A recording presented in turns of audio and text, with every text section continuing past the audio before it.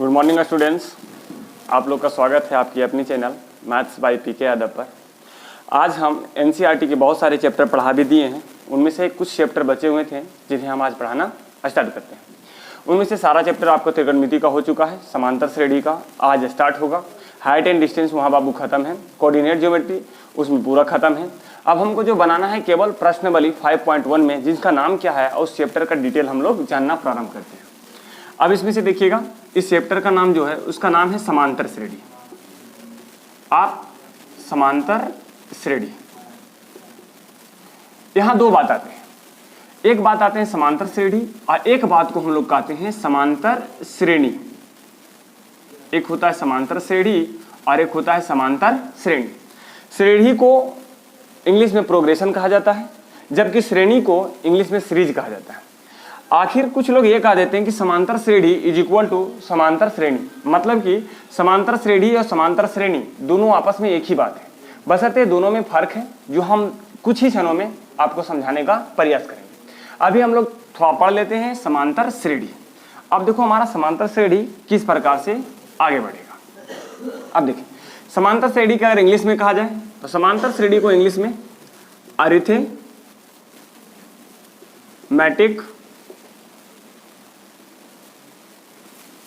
Progression, arithmetic progression के नाम से जाना जाता है।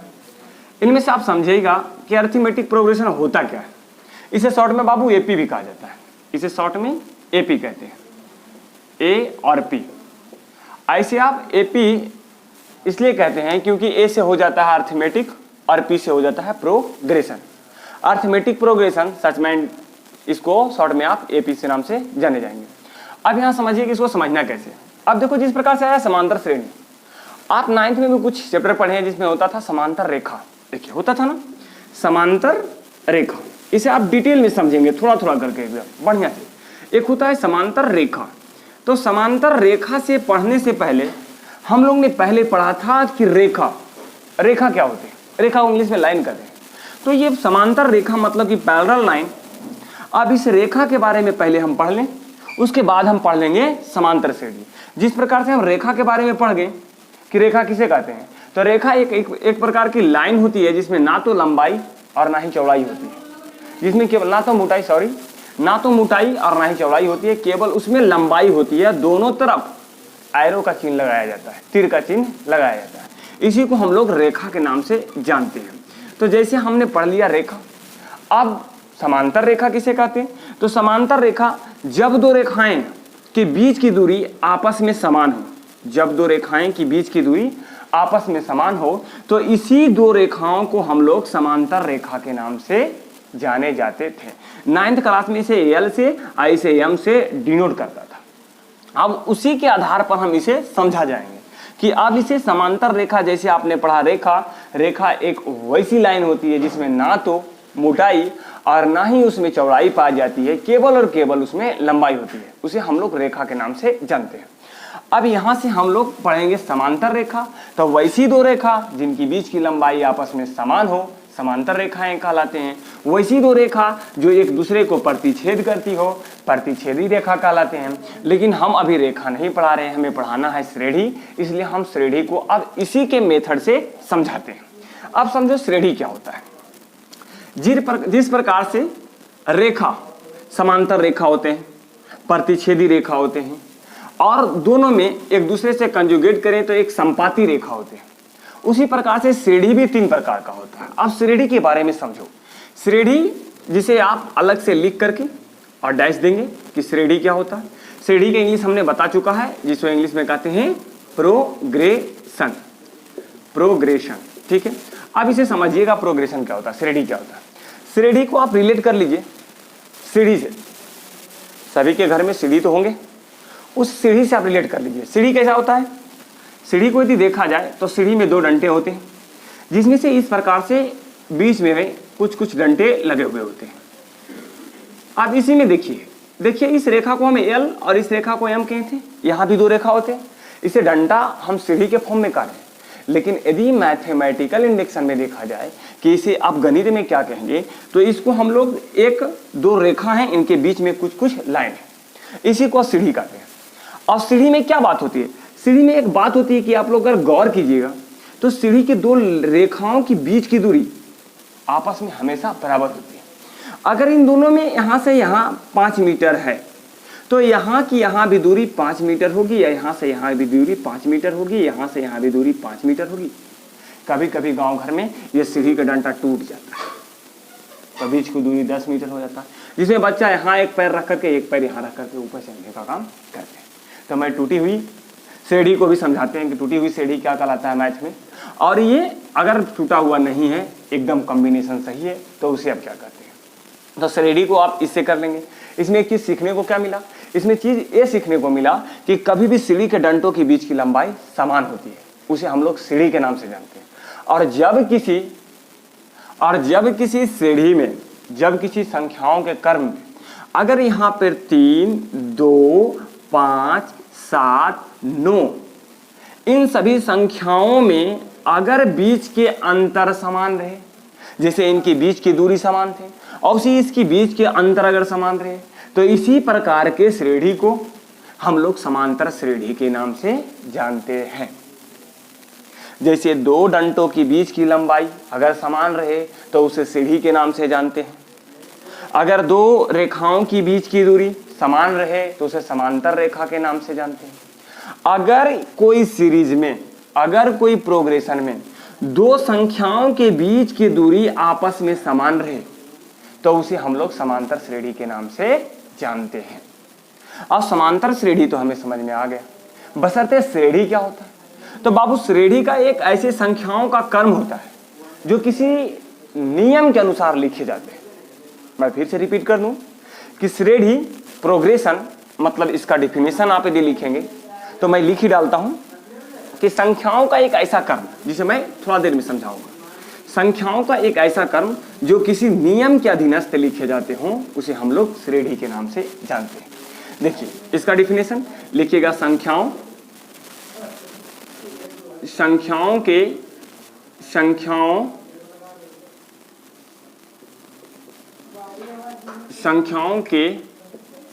ऐसा कर्म, संख्याओं के ऐसा कर्म, शायद वहां तक आपको दिखता होगा, अगर नहीं दिखता है तो हम आप इधर लिख देते हैं। संख्याओं के ऐसा कर्म, वहां तक तो दिख रहा होगा। संख्याओं का ऐसा कर्म जो किसी नियम के अनुसार, जो किसी नियम के अनुसार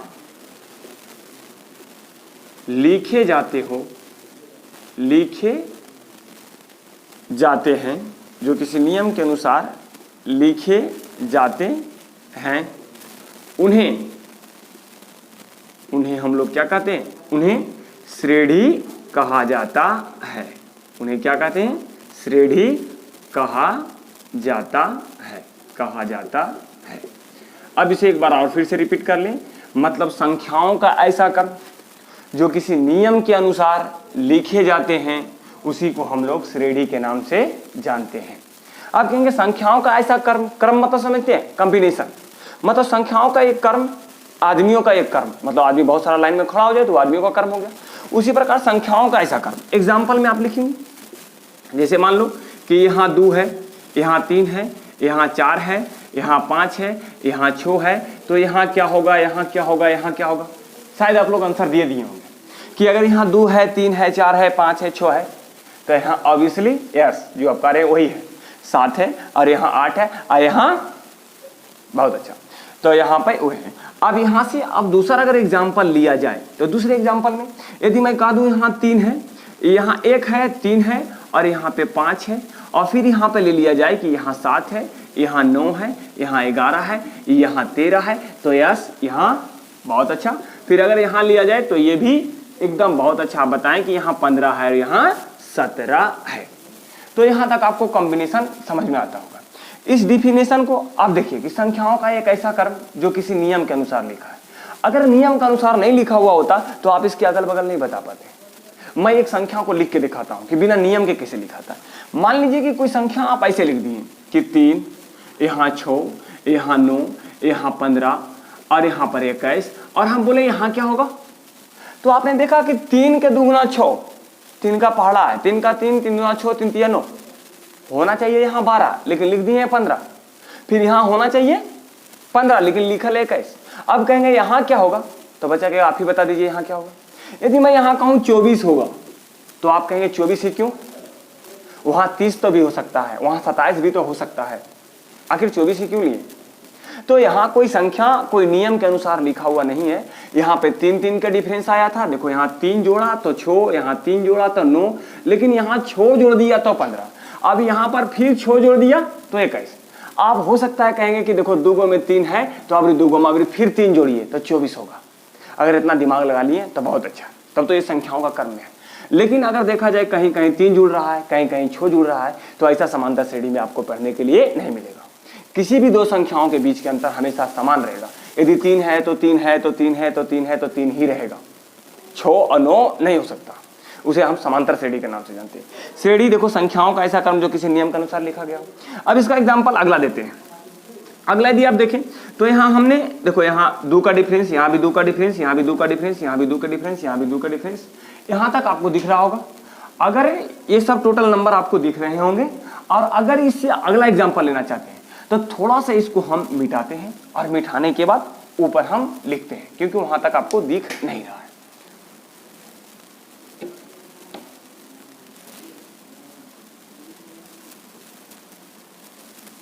या आप स्क्रीनशॉट ले लेंगे या तो लिख लेंगे अपने नोटबुक में। अब देखो यहां से 2 एग्जांपल यहां है, तीसरा एग्जांपल यहां हम लेते हैं। तीसरा एग्जांपल में यदि हम लिख दें कि 3, फिर यहां 6, यहां 9, यहां पर 15, यहां पर मान लीजिए 18, तो आप यहां पे बता देंगे। फिर यहां पर भी आप बहुत अच्छे से बता देंगे। फिर इसके बाद यहां भी आप अच्छे से बता सकते हैं। और इसी को यदि हम अगला एग्जांपल में लिख दें कि यहां मान लीजिए कि 2, यहां 4, यहां 8, यहां 16, यहां 32, तो यहां आप जरूर बता देंगे 64, यहां 128, यहां 256, और अगला 512, 1024, समझ रहे। इसी प्रकार से आगे बढ़ते जाएगा। तो इन सब अगर इस प्रकार से लिखा गया है तो आप जैसे ही देखेंगे कि क्या ये भी समांतर श्रेणी में, देख लेते हैं बीच का अंतर कितना। देखिए बीच का अंतर यहाँ 3 जोड़ा गया, यहाँ पर अगर देखा जाए तो 3 से 6, यहाँ भी 3 जोड़ा गया, यहाँ भी 3 जोड़ा गया है, यहाँ भी 3 जोड़ा गया है। तो यहाँ 3 3 3 3 जोड़ करके आपको लाया गया। यहाँ भी 3 जोड़ेंगे तो यहाँ 21, यहाँ 3 जोड़ेंगे तो यहाँ पर 24, यहाँ जोड़ेंगे 3 तो 27। समझ में आ गया होगा। तो ये संख्याएं जो है बिल्कुल एक नियम के अनुसार लिखा गया है, तो ही आप लिख रहे हैं। जैसे यहाँ पे देखें 64, यहाँ पे देखें 128, यहाँ देखें तो 256। यदि आगे भी लिखना लगता तो यहाँ लिखते हैं हम 512, यहाँ लिख देते हैं हम लोग 1024। अगर हमको आगे भी लिखना था तो 2048, आगे लिखना 4096, तो उतना दूर हमको लिखने की जरूरत नहीं है। आप यहाँ तक समझ गए होंगे कि संख्याओं का ऐसा क्रम जो किसी नियम के अनुसार लिखा गया हो उसी को श्रेणी कहते हैं। समझ में आ गया हो। अच्छा ये कोई नियम के अनुसार है कि नहीं, यहाँ देखो तो, यहाँ देखो 2 है, यहाँ 4 है, 4 से 8 है, 8 से 16 है, 16 से 32 है, 32 से 64, नियम है ना। लेकिन यहाँ नियम ये है कि ये 2 से गुना किया, 4 4 में 2 गुना किया। देखिए यहाँ भी 2 गुना किया, यहाँ भी 2 गुना किया, यहाँ भी 2 गुना किया, यहाँ भी 2 गुना किया, और यहाँ भी 2 गुना किया, और यहाँ भी 2 गुना किया, और यहाँ भी 2 गुना किया। है ये नियम के अनुसार, लेकिन बीच के अंतर समान नहीं है। बीच के अंतर अगर देखते हैं तो 2 से 4 में 2 के अंतर है। अब यहाँ पर अगर 4 से 8 में तो 4 के अंतर है, अब 8 से 16 में तो 8 के अंतर है, 16 से 32 में तो 16 के अंतर है। लेकिन है ही नियम के अनुसार, तो ये भी श्रेणी है। अब हम आपको बताते हैं कि ई कौन प्रकार के श्रेणी है और ई कौन प्रकार के श्रेणी है। तो अगला टॉपिक आप लिखेंगे श्रेणी के प्रकार, मतलब श्रेणी कितने प्रकार के होते हैं।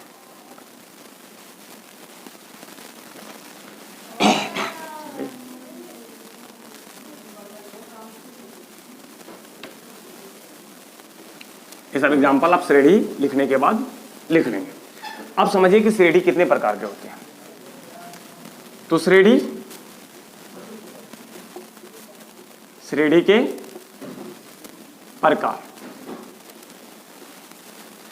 तो इसे इंग्लिश में टाइप्स ऑफ प्रोग्रेशन कह सकते हैं। मैं इंग्लिश लिखने से थोड़ा वर्जित करता हूं क्योंकि ये हिंदी मीडियम के लोग पढ़ेंगे और उसे इंग्लिश थोड़ा कम पसंद होता है। तो श्रेणी के प्रकार, अब श्रेणी के प्रकार में देखेंगे। अगर इंटरेस्टेड होंगे तो वह लिख लेंगे टाइप ऑफ प्रोग्रेशन। ठीक है, टाइप ऑफ प्रोग्रेशन। तो श्रेणी मुख्यतः 3 प्रकार के होते हैं। एक को आप जो पढ़ना है उसका नाम है समांतर श्रेणी, समांतर श्रेणी। और दूसरा का जो नाम है, दूसरा का नाम है आपको गुणोत्तर श्रेणी, गुणोत्तर श्रेणी। अगर आप तीसरा का नाम अगर देखते हैं तो तीसरा का जो नाम है वो तीसरा का नाम है आपका हरात्मक श्रेणी, हरात्मक श्रेणी। अब ये तीन प्रकार के श्रेणी आपको किस प्रकार से, आप पहले पढ़े श्रेणी, श्रेणी क्या था, संख्याओं का ऐसा क्रम जो किसी नियम के अनुसार, यस। अब उसी में हमने पढ़ाया कि श्रेणी के प्रकार। अब श्रेणी के प्रकार हमारे साथ आप बोलते जाएं।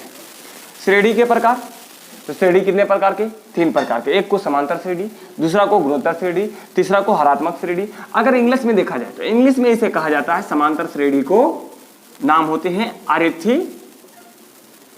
Arithmetic, arithmetic progression, arithmetic progression.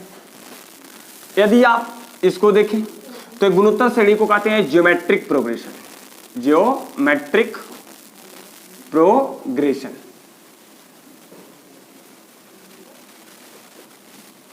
यदि आप हरात्मक श्रेणी को देखें तो हरात्मक श्रेणी को हार्मोनिक प्रोग्रेशन कहा जाता है, हार्मोनिक प्रोग्रेशन, हार्मोनिक प्रोग्रेशन। इसी को समांतर श्रेणी को शॉर्ट में एपी कहा जाता है। अगर इसका एक शॉर्ट फॉर्म लिखना चाहें तो हरात्मक श्रेणी, गुणोत्तर श्रेणी को, ज्योमेट्रिक को जीपी लिखा जाता है, और इसी हरात्मक श्रेणी को हार्मोनिक प्रोग्रेशन और शॉर्ट में एचपी लिखा जाता है। 1 HP बराबर 746 वाट, वो वाला नहीं, इसको एचपी मतलब हार्मोनिक प्रोग्रेशन। समझ में आ गया। अब आप चाहें कि हाँ आप समांतर श्रेणी किसे कहते हैं, गुणोत्तर श्रेणी किसे कहते हैं, और हरात्मक श्रेणी किसे कहते हैं। अब आपको जो पढ़ना है वो कौन पढ़ना है, आपकी जो 10वां एक्सरसाइज में है वह आपको पढ़ना है कि समांतर श्रेणी किसे कहते हैं। ये दो जो है ना बुआ, ये जो है गुणोत्तर श्रेणी और एक जो है हरात्मक श्रेणी, ये दोनों 11th के क्लास में पढ़ना है। 10वां में सिर्फ पढ़ना है आपको अरिथमेटिक प्रोग्रेशन। तो हम इन दोनों को स्किप करते हैं, हटाते हैं और समांतर श्रेणी के बारे में अब बात करते हैं। अब आपको पता चल गया होगा कि समांतर श्रेणी का जन्म किस प्रकार से हुआ। संख्याओं का ऐसा क्रम जो किसी नियम के अनुसार लिखा जा रहा था उसे हम लोग श्रेणी का दिए, श्रेणी का दिए। और श्रेणी के प्रकार, तो श्रेणी तीन प्रकार के हो गए। एक को, क्योंकि लिखे कैसे जा रहे थे, कुछ संख्याओं ऐसा था जो गुणा करके लिख रहे थे, उसी को नाम होता है गुणोत्तर श्रेणी। कुछ संख्या ऐसा था जो प्लस करके लिख रहे थे, उसी को कहते हैं समांतर श्रेणी। कुछ संख्या ऐसा था जो उसमें से उसको अगर उलट के लिखेंगे ना हरात्मक के फॉर्म में, तो उसी को कहेंगे हम लोग हरात्मक श्रेणी। हरात्मक श्रेणी के एग्जाम्पल एक दे देते हैं। देखिए गुणोत्तर श्रेणी और हरात्मक श्रेणी के एग्जाम्पल देकर के हम बता देते हैं। पहले गुणोत्तर श्रेणी के देखिए। गुणोत्तर श्रेणी के अगर एग्जाम्पल देखेंगे तो यहाँ 2 है, तो यहाँ 4 होगा, यहाँ 8 होगा, यहाँ 16 होगा, यहाँ 32 होगा, यहाँ 64 होगा। ये भी देखिए एक संख्याओं का ऐसा क्रम है जो किसी नियम के अनुसार लिखा जा रहा है, लेकिन गुणा कर करके लिखा जा रहा है। कितना गुना, 2, कितना गुना 4। अगर इसमें भी गुना करें तो 2 गुना किए तो 2, इसमें भी 2 गुना है, इसमें भी 2 गुना है, इसमें भी 2 गुना है, अगला में भी 2 गुना आएगा, तो यहाँ हो जाएगा 128। तो जिसमें गुना करके लिखा जाए उसे गुणोत्तर श्रेणी कहेंगे। हरात्मक श्रेणी, हरात्मक श्रेणी का अगर एग्जाम्पल देखें तो अगर है 1/1, इसी को देखें तो 1/2, 1/3, 1/4, 1/5 और 1/6। अगला बताइए 1/7, 1/8, 1/9। अब हरात्मक मतलब होता है किसी को उल्टा करना। तो अगर किसी को उलट देंगे तो उसी संख्याओं को जो बीच के अंतर समान होती है उसी का नाम होता है हरात्मक श्रेणी। इन दोनों का बात हमारे एक्सरसाइज के अनुसार नहीं है, ये थोड़ा डीप नॉलेज के लिए हमने इनको बता दिया। हम इसमें इसका बात करते हैं, अरिथमेटिक प्रोग्रेशन को, समांतर श्रेणी को।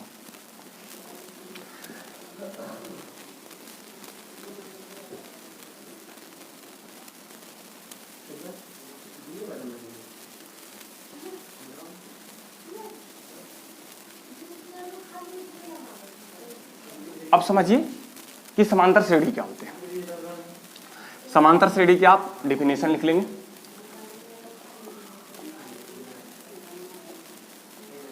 समांतर श्रेणी, अब समांतर श्रेणी के देखिए डेफिनेशन आप लिखिएगा।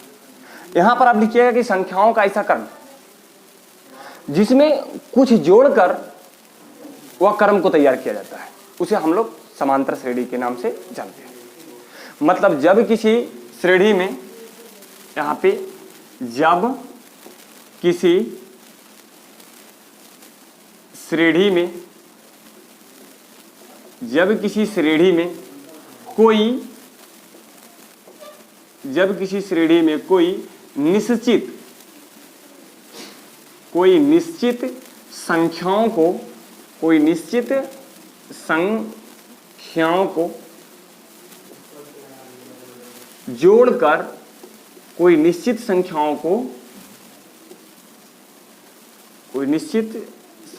को जोड़कर बनाई जाती है,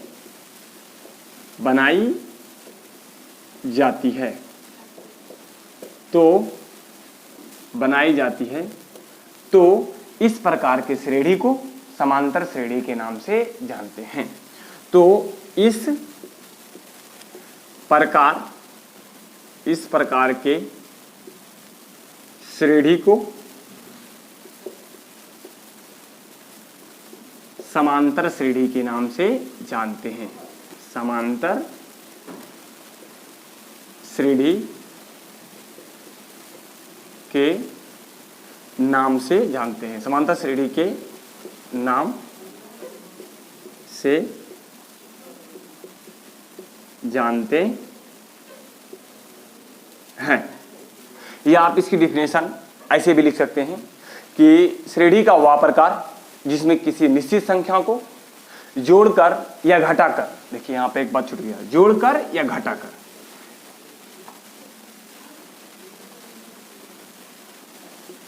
को जोड़कर या घटाकर, जोड़कर या घटाकर बनाई जाती है। तो इस प्रकार बनाई जाती है, तो इस प्रकार की श्रेणी को समांतर श्रेणी के नाम से जानते हैं। आप इसकी डिफिनेशन ऐसे भी लिख सकते हैं कि श्रेणी का वह प्रकार जिसमें किसी निश्चित संख्या को जोड़ी जाए या घटाई जाए। इसे आप देख लिए, इसे आप लिख लीजिएगा कि संख्याओं का श्रेणी का वह प्रकार जिसमें एक निश्चित संख्या को जोड़ी जाए या घटाई जाए, तो इस प्रकार से बनी श्रेणी को समांतर श्रेणी के नाम से जानते हैं।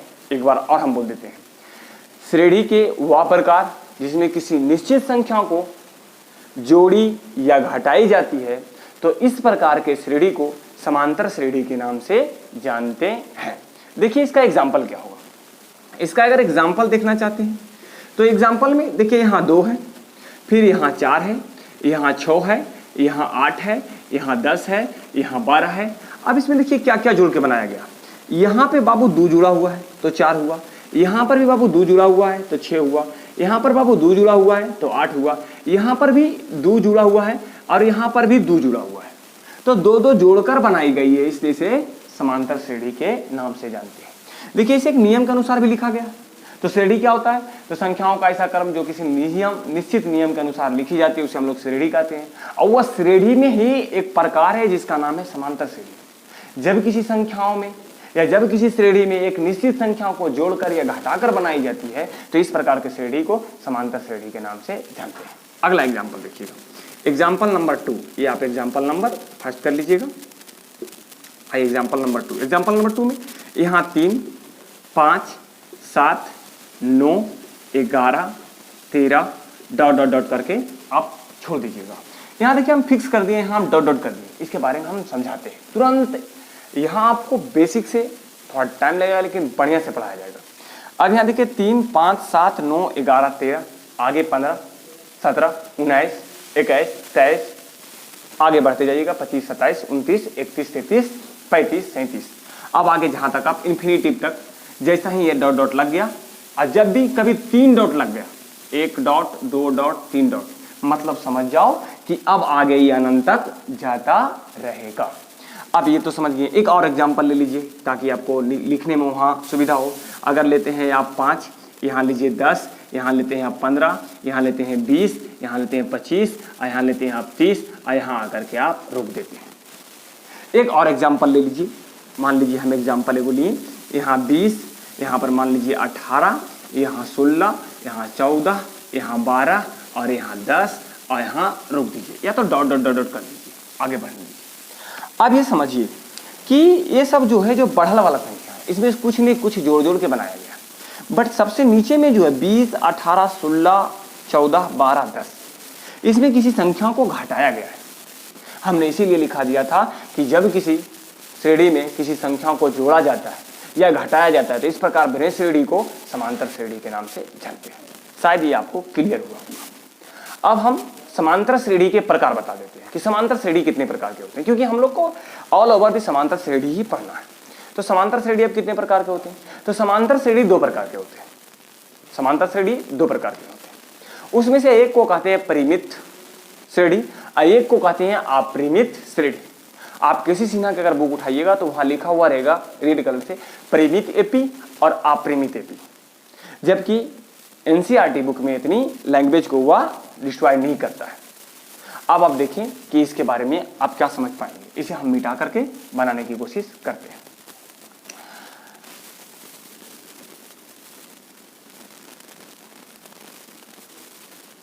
आपने पढ़ चुका कि समांतर श्रेणी, पहले श्रेणी होता क्या है, समांतर श्रेणी होता क्या है, समांतर श्रेणी के कितने प्रकार के होते हैं। फिर अब आप पढ़ेंगे कि समांतर श्रेणी को कितने भागों में बांटा गया है। आप अपना बनाएंगे डिफिनेशन कि समांतर श्रेणी को कितने भागों में बांटा गया है। तो समांतर श्रेणी को 2 भागों में बांटा गया है। जो पहला का नाम है वह पहला का नाम है परिमित एपी, परिमित एपी, परिमित एपी। और दूसरा परिमित एपी मीन्स परिमित समांतर श्रेणी, पूरा मैं लिख देता हूं, इसके कहते हैं परिमित समांतर श्रेणी। और एक जो होता है उसका नाम होता है अपरिमित समांतर श्रेणी। एक आपका आ गया अपरिमित समांतर श्रेणी, अपरिमित समांतर श्रेणी। तो इसके बारे में यदि लिखेंगे तो आप लिखेंगे कि समांतर श्रेणी क्या हुआ प्रकार जिसमें संख्याओं को परिमित किया गया हो, परिमित किया गया हो। इसको इंग्लिश में कहते हैं definite arithmetic progression, definite arithmetic progression. इसको कहते हैं इनडिफिनिट परिमित, इनडिफिनिट अरिथमेटिक प्रोग्रेशन, समझे। तो ये परिमित मतलब जिसमें संख्याओं को परिमित किया गया हो।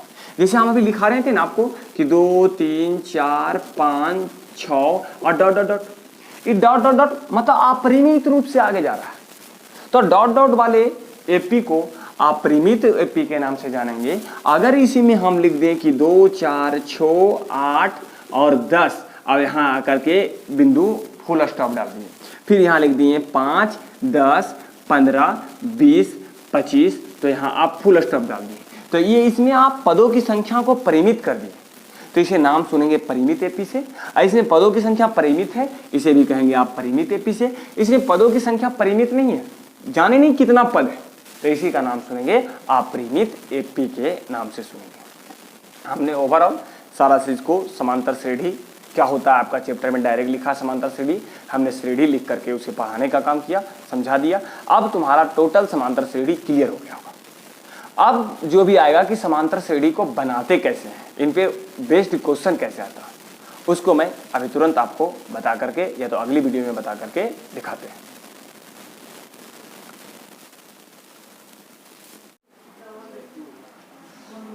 आप समांतर श्रेणी के प्रकार में 2 प्रकार के पढ़ चुके हैं, जिसमें आप परिमित श्रेणी और अपरिमित श्रेणी के बारे में पढ़ रहे थे। तो हम लिखाना स्टार्ट किए कि परिमित समांतर श्रेणी क्या होती है। इसमें से समांतर श्रेणी के वह प्रकार जिसमें पदों की संख्या, जिसमें पदों की संख्या निश्चित होती है। क्या होती है? निश्चित होती है। जिसमें पदों की संख्या निश्चित होती है तो उसे परिमित समांतर श्रेणी, परिमित समांतर श्रेणी कहा जाता है। तो उसे क्या कहते हैं? परिमित समांतर श्रेणी कहा जाता है। मतलब आपको आया कि परिमित समांतर श्रेणी, तो कहते हैं समांतर श्रेणी के वह प्रकार जिसमें पदों की संख्या निश्चित होती है उसे परिमित निश्चित होती है तो उसे परिमित समांतर श्रेणी कहा जाता है। अब निश्चित होती है, इसलिए एग्जांपल समझो। एग्जांपल में निश्चित किस प्रकार से होता है, आप अगर निश्चित के बारे में देखना चाहें तो जैसे यहाँ पे एग्जांपल में 2 आया, 4 आया, 6 आया, 8 आया, 10 आया, 12 आया, और यहाँ मान लो एक और आया, 14 आया, और यहाँ डॉट लग गया। अगला मैं देता हूँ इसी में कि अगर अगला एग्जाम्पल आप देखना चाहें तो 3 आया, 6 आया, 9 आया, 12 आया, 15, 18, 21, यहाँ डॉट लगा दो। अब तीसरा एग्जाम्पल देखा जाए तो 2 आया, 3, 5, 9, 2 नहीं 1, 1, 3, 5, 7, 9, 11, 13, 15, 17 और फुल स्टॉप। अब इसमें देखें कि इसमें पदों की संख्या निश्चित है, तो निश्चित किस प्रकार से है, तो अगर देखें 2, 4, 6, 8, 10, 12, 14, तो 1, 2, 3, 4, 5, 6, 7, 7 पद इसमें आए हैं। क्या 7 से आगे ज्यादा है, 7 से कम है? नहीं। तो इसमें 7 पद है तो मतलब पदों की संख्या निश्चित है। इसी को हम लोग निश्चित अगर पदों की संख्या रहेगा तो उसी को हम लोग परिमित समांतर श्रेणी के अंतर्गत पढ़ेंगे। अब कुछ समांतर श्रेणी ऐसे पढ़ेंगे जिसमें डॉट डॉट लगा होता है, उसी को हम लोग कहते हैं अपरिमित समांतर श्रेणी। तो अपरिमित समांतर श्रेणी, अपरिमित समांतर श्रेणी के बारे में आप अच्छे से समझ चुके होंगे। इसकी डेफिनेशन आप लिख लीजिएगा। जिसे पदों की संख्या समान हो, इसमें कितना पद है, इसमें ऊपर 7 पद है। इसमें देख लेते हैं 1, 2, 3, 4, 5, 6, 7, इसमें 7 पद है। इसमें देख लेते हैं 1, 2, 3, 4, 5, 6, 7, 8, 9। फिर से गिनो भाई, 1, 2, 3, 4, 5, 6, 7, 8, 9, इसमें 9 पद है।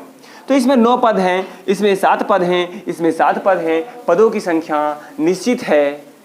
इसी को हम लोग परिमित समांतर श्रेणी के नाम से जानते हैं। समझ में आ गया होगा। अब इसे बाबू हम मिटा करके अपरिमित समांतर श्रेणी के बारे में समझाते हैं। तो अपरिमित समांतर श्रेणी में कोई विशेष प्रकार की बात नहीं होगी। समांतर श्रेणी के वह प्रकार जिसमें पदों की संख्या यहाँ निश्चित है, वहां क्या हो जाएगा कि यहाँ अनिश्चित होती है, पदों की संख्या अनिश्चित होती है।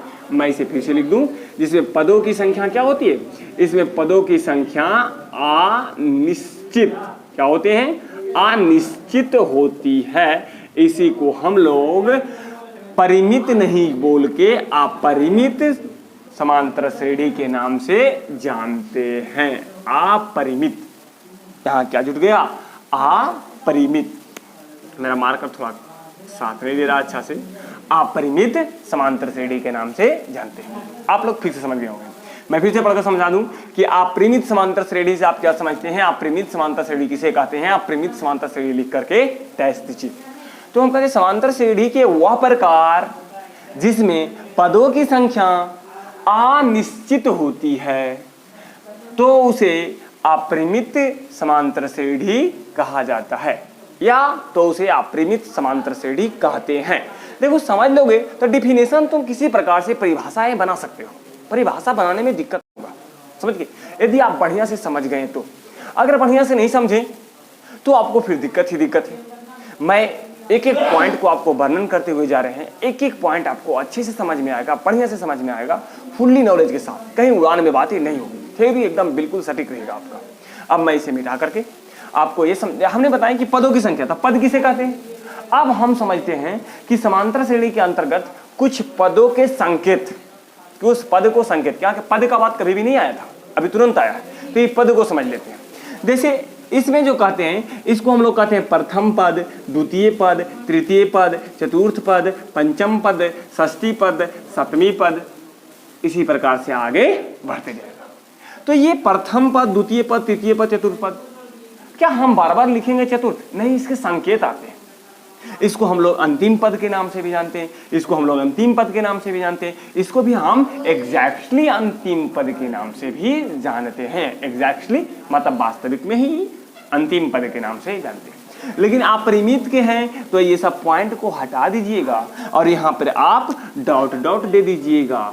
डॉट डॉट में कोई टीचर ये होते हैं कि डॉट डॉट का मीनिंग नहीं समझ में आता है, धर के धक धका देते हैं, जल दो नहीं। इस डॉट डॉट में अगर कहीं पे जितना देना है दे दीजिए, बशर्ते नियम समझ लीजिए कि यदि जितना देना है दे दीजिए, बशर्ते नियम समझ लीजिए। मतलब कि कुछ कुछ बातें अपने आप में समझना पड़ता है। जैसे अगर आपको भैया और आपके बाबू बोले अगर हमको खाना लाइए, लाओ तो एक मुट्ठी चावल खाते हैं, पापा अक्सर पापा ये बोलते हैं, दादाजी बोलते हैं, तो क्या एक मुट्ठी चावल देते हैं? नहीं, कुछ बातें समझना पड़ता है। आप समझदार हैं। यहाँ 3 डॉट लग गया, मतलब कि ETC अभी अनंत तक जाएगा। यहाँ भी आप 3 डॉट लगा दें, या तो ETC लगा दें या डॉट डॉट डॉट ETC लगा दें, समझ रहे हैं ना। तो इसमें पदों की संख्या अपरिमित रूप से है, इसलिए इसे अपरिमित समांतर श्रेणी के नाम से जानेंगे। अब हम तुमको वर्णन कर देते हैं कि आप यहाँ पर बात जो बोले थे कि जिसमें पदों की संख्या समान। पदों की संख्या क्या होता है? एक रे बाबू पद की संख्या कहते हैं। इसमें 7 पद है, एक रो में 7 गो है जो हम गिन के दिखा दिए थे, 1 2 3 4 5 6 7। अब हम समझते हैं कि कुछ परिमित संख्याओं AP में समांतर श्रेणी में कुछ पदों को संकेत में कैसे लिखते हैं, उसे हम समझना स्टार्ट करते हैं। इसका बाबू अपने कॉपी पर अच्छे से उतार लेना, इससे अच्छा थ्योरी आपको कहीं नहीं मिलने जा रहा है। आई एम गारंटेड इट, मैं तुमको गारंटी देता हूं ये नहीं मिलेगा। अब इसे हम मिटाते हैं। अब छोटे मिटा करके इसे मैं थोड़ा बताते हैं कि आखिर संकेत किसका किसका होता है। इसमें एक बात आप कर सकते हो कि अपरिमित AP में पदों की संख्या आपको पता नहीं रहेगा। अंतिम पद कितना रहेगा? अंतिम पद नहीं पता कि अंतिम पद कितना रहेगा, क्या कि अंतिम पद दिखवे नहीं करता। आप इसकी परिभाषा पलट भी सकते हैं, बोलेगा कि परिमित AP अपरिमित AP, तब परिमित AP किसे कहते हैं? मतलब परिमित समांतर श्रेणी किसे कहते हैं? तो संख्याओं का ऐसा क्रम या तो समांतर श्रेणी का वह प्रकार जिसमें अंतिम पद का पता चलता हो, अंतिम पद निश्चित हो, तो उसे परिमित कहते हैं। जिसमें अंतिम पद का पता नहीं चलता हो, अंतिम पद पता नहीं चले कहाँ है कौन सा है, तो उसे अपरिमित AP कहा जाता है। मैं इस पर शॉर्ट डाउन करता हूँ, इसके बारे में समझाता हूँ। पदों में देखो, इसको कहते हैं प्रथम पद। प्रथम पद कितना है? इसको कहते हैं प्रथम पद। तो प्रथम पद इसको सूचित करते हैं T1 से, ठीक है। इसको किससे सूचित करते हैं? या तो बाबू इसको सूचित करते हैं T1 से, या तो बाबू इसको सूचित करते हैं A1 से, या तो इसको सूचित करते हैं बाबू A2 से। A1 A2 A3 से सूचित किया जाता है। तो प्रथम पद इसमें कितना है? 2। अगर इसको हम लिखें कि द्वितीय पद, इसका द्वितीय पद क्या है, तो द्वितीय पद को बाबू यहाँ पर T2 से या A2 से सूचित किया जाएगा। द्वितीय पद कितना है? 4, तो यहाँ लिखेंगे 4। अच्छा, तृतीय पद को कितना लिखेंगे? तो तृतीय पद को बाबू, तृतीय पद को आप लिखेंगे T3 से या तो A3 से, बराबर में A3 या T3 का मान कितना है? तो 6। जैसे दूसरा में आया तो द्वितीय पद, तीसरा में आया तो तृतीय पद, पहला में आया तो प्रथम पद। आप समझ गए होंगे।